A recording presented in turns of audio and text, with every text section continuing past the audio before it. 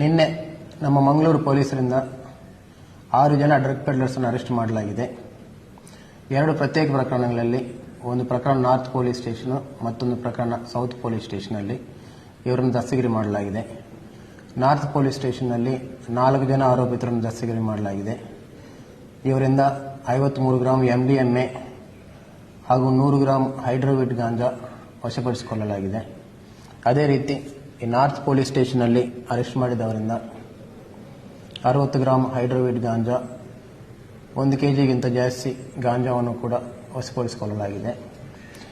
ಇವರೆಲ್ಲರೂ ಕೂಡ ಮಂಗಳೂರು ನಗರದಲ್ಲಿ ಹೆಚ್ಚಾಗಿ ಸ್ಟೂಡೆಂಟ್ಸ್ಗೆ ಮತ್ತು ಮಹಿಳೆಯರಿಗೆ ಕೂಡ ಡ್ರಗ್ ಸಪ್ಲೈ ಮಾಡ್ತಿದ್ದಾಗಿ ಗೊತ್ತಾಗಿದೆ.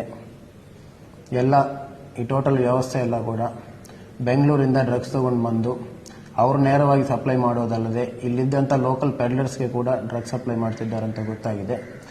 ಇನ್ಫಾರ್ಮೇಷನ್ ಎಲ್ಲ ಬಂದ ನಂತರ ನಮ್ಮ ಸೆಂಟ್ರಲ್ ACP ಅವರ ಟೀಮ್ ಎಲ್ಲರೂ ಕೂಡ ಕರೆಕ್ಟಾಗಿ ಪ್ಲಾನ್ ಮಾಡಿ ಎಲ್ಲರೂ ಡ್ರಗ್ಸ್ ಹಿಡ್ಕೊಂಡು ಇದ್ದಾಗ ರೆಡ್ ಹ್ಯಾಂಡೆಡ್ ಆಗಿ ರೈಡ್ ಮಾಡಿ ಎಲ್ಲರನ್ನೂ ಕೂಡ ಅರೆಸ್ಟ್ ಮಾಡಲಾಗಿದೆ. ಎಲ್ಲರ ಮೇಲೆ ಸಪ್ರೇಟಾಗಿ ಕೇಸಸ್ ಬುಕ್ ಮಾಡಲಾಗಿದೆ. ಎಲ್ಲರನ್ನು ಕೂಡ ನ್ಯಾಯಾಲಯದಲ್ಲಿ ಪ್ರೊಡ್ಯೂಸ್ ಮಾಡಲಾಗುವುದು. Thank you.